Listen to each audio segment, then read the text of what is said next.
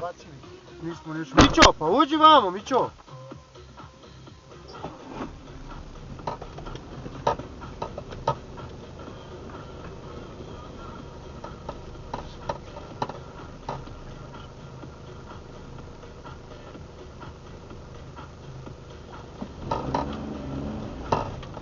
Češ mamu ti jebem u pičku.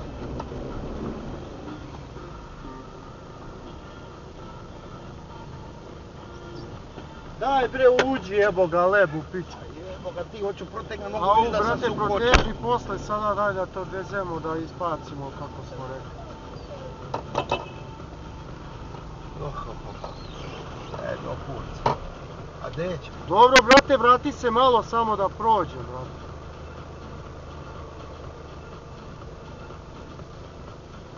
Kako bi ti jebo mamu prijatelju da si kod mene? Znaš kako bi te naučio ponašanju, brat?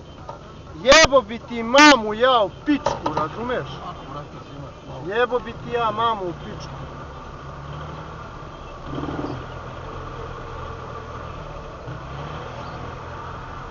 Imam ja kameru ovdje, pogledaj življavanje, brate.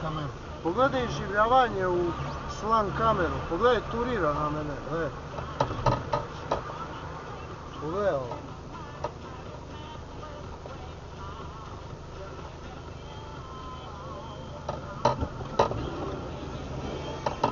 Znaš, brate, šta bi ti bilo da si u Beogradu, brate moj?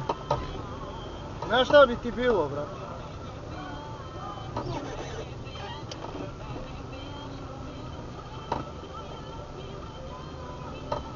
Nema vlaz, odneću ja. Neka, ba ovo je budala, neka.